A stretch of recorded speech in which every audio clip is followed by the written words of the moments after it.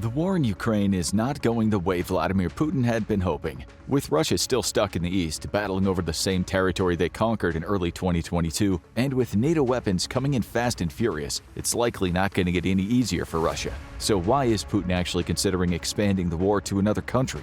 Moldova is a small country bordering Romania and Ukraine, with its border close to the Black Sea. It's one of the many countries that gained independence in the years after the collapse of the Soviet Union, and it's not a member of NATO, although it is a current candidate for European Union membership. And much like most of the former Soviet socialist republics, Russia only accepts its existence as an independent nation grudgingly, and has even funded independence movements within the country. Because if you ask some people, Moldova has a country within the country. Transnistria is a border region on the eastern edge of Moldova. It's an unrecognized breakaway state that controls much of the Moldovan-Ukrainian border. The Council of Europe considers the area to be occupied by Russia, and it's one of 4 regions of Moldova, Georgia, and Azerbaijan that are trying to gain independence. All are closely aligned with Russia and fall into a similar pattern of action to what Russia did to Crimea. They fund independence movements, recognize the breakaway region, and then present their eventual efforts to annex the region not as an invasion, but as a liberation of parts of Russia. But there's growing evidence that Russia might be going further. In the years before the Ukraine war, Russia followed a similar pattern. They would chop off border regions, attempting to annex whatever they could without being pushed back and starting a larger war. At the same time, they would attempt to destabilize pro-Western governments and aid pro-Russian factions that would give them concessions. It was only when it was clear that the current President Vladimir Zelensky was not going to trust any of Putin's false promises and that he cannot easily be removed that Putin pulled the trigger and began the current war. And now history might be repeating itself. In February 2023, President Zelensky announced that his intelligence team had obtained information that the Kremlin was attempting to overthrow the pro-Western Moldovan government. And this came as the government of Moldova was in complete flux, with many officials resigning and the president attempting to hold on to power. It was February 10th when the economically troubled country, Europe's poorest, saw Russian missiles fly over its airspace. It was another Russian violation in a year full of them. And only hours later, the government would collapse. Prime Minister Natalia Gavrilita resigned from office, saying that her government never imagined it would have to tackle so many Russian-related crises. She was soon followed by other officials, leaving only President Maia Sandu to oversee the transition. While the role of president is a mostly ceremonial one in Moldova, with the real power lying in the legislature and the prime minister, the pro-Western Sandu stepped up to oversee the transition and appointed a new prime minister. She chose former Interior Minister Dorin Risian, another pro-West figure, and so the government maintained its original goal. But the crisis might just be beginning. Zelensky provided Sandu with ample information of the Russian coup plans, which laid out an elaborate plan by the Russian agents to seize the government buildings and take key hostages. The main goal would be to prevent Moldova from joining the EU and keep it within the Russian sphere. But the larger goal would be to keep Moldova as a Russian puppet state, similar to the plans for Ukraine if full annexation doesn't work out. Russia naturally said that this was a ridiculous conspiracy theory and there were no plans to undermine Moldova's independence, which sounded a lot like what they said about Ukraine. But Moldova was not taking any chances. No one knows Russia's next move until it happens, and its army is not in any shape to fight a two-front war at the moment. But the small country is currently acting as if war is imminent. Only a few days after the missile threat and government crisis, Moldova issued a sudden statement that Moldovan airspace had been closed to all flights. This lasted a little over an hour, but it caused a brief crisis. Moldova would only say that the closure had been due to security concerns, and while Putin might not be planning a full invasion of Moldova at the moment, he does have the ability to cause chaos, because Putin already has troops within striking distance of both Moldova and Ukraine.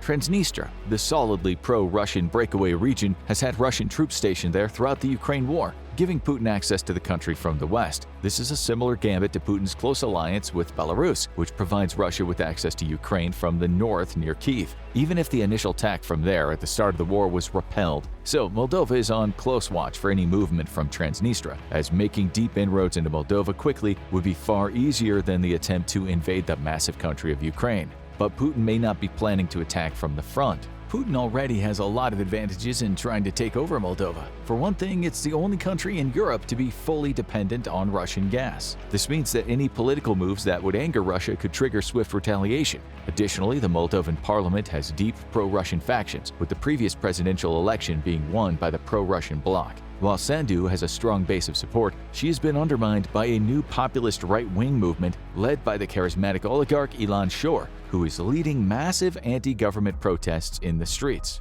And the crisis might be hitting a tipping point. Russian aggression in Moldovan skies is stepping up, with the Moldovans detecting a mysterious weather balloon-like object drifting through their skies earlier in the day when flights were shut down. The Moldovan Air Force didn't spot it initially, and the landlocked country is deeply worried about Russian saboteurs and loyalists within the country making a move to displace the government and replace it with a pro-Russian one, and it's not taking any chances. Sandu is closely aligned with Zelensky and has claimed that many of the pro-Russian protesters in Moldova aren't actually Moldovan at all. They're infiltrators from Russia, Belarus, Serbia, and Montenegro looking to destabilize the country, and so Moldova is looking to get aid while it still can. A Russian coup could happen very quickly, and Moldova's size means there might not be time for NATO to provide aid before it's too late. So Moldova has decided to ask first, and the pro-EU government in Chisinau announced a week after the crisis that NATO will provide the country with a new non-lethal aid package designed to counter Russian infiltration. This is not designed to fight a full war, but rather take on Russia's hybrid warfare tactics. The primary goals will be to build up Moldova's defenses and communication systems and combat Russian propaganda in the region. But right now, there are still a lot of unanswered questions, including ones about Putin's ultimate goal.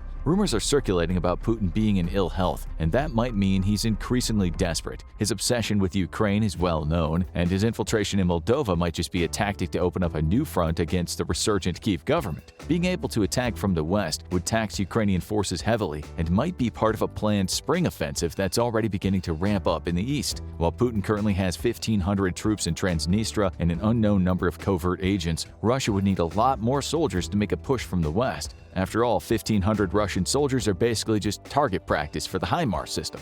If this is the case, then Moldova isn't truly Putin's target, just a chess piece to make things easier for him. A pro-Russian government in Moldova would put up little to no resistance to a limited military operation that would recruit pro-Russian Moldovans to join the invasion force against Ukraine. The country might even be able to keep some level of autonomy as long as it kept Putin happy, similar to the way Ukraine was treated under Zelensky's pro-Russian successors. But times have changed a lot since then, and Putin might have more sinister plans. In recent months, Putin's leading propagandists have been more active, making bold threats toward the West. Chechen leader Razman Kadyrov in particular has been making extreme statements, including threatening to invade Poland as soon as Ukraine is conquered. While this is a ridiculous threat, since Russia is nowhere near conquering Ukraine, it does fit into a larger pattern. Russia has long held the principle that NATO is not allowed on Russia's borders, which is why the potential entry of Ukraine into NATO was considered a threat by the Kremlin and the main reason why Moldova has not yet sought to join the alliance. But what if that border keeps moving? Russia has made many noises toward dissolving Ukraine entirely and reincorporating it into the Russian Federation, which could then put NATO members Poland, Hungary, Slovakia, and Romania on Russia's borders. Could this be the groundwork for a larger invasion, as Russia's constantly expanding border puts NATO in violation of Russia's doctrine? If so, it would be obviously a mad mission by Putin to restore his country's old borders, and it would bring all of NATO down on him if his own generals didn't finish him off first. But if this was the plan, Moldova is right in the middle of it all. Sandwiched neatly between Ukraine and Romania, Moldova is one of Europe's smallest countries, but it plays a key geopolitical role thanks to its location. If Russia is planning to move into Romania, Moldova makes it an ideal launch location. If it wants to go for the critical Black Sea port of Odessa, which Russia failed to capture in the early days of the war, Moldova's southern border is only miles from the city, and soldiers are already stationed nearby. Russia does not have a long history of conflict with Moldova like it does with Ukraine, so odds are that Russia's plans have little to do with Moldova itself and more to do with the geographic position of this small country, which could just become Europe's latest flashpoint, which is why the leadership is increasingly on guard, reaching out to their allies in Ukraine and NATO. While right now Putin might be too closely tied down in Ukraine to pull off a full invasion, it's clear that he's putting the pieces into play to destabilize Moldova from within, and this is likely to put all of Europe on guard against potential infiltration from pro-Russian forces, exactly the opposite of what he wanted. Want to know more about the complex history of Transnistria? Check out The Country That Doesn't Exist, or watch this video instead.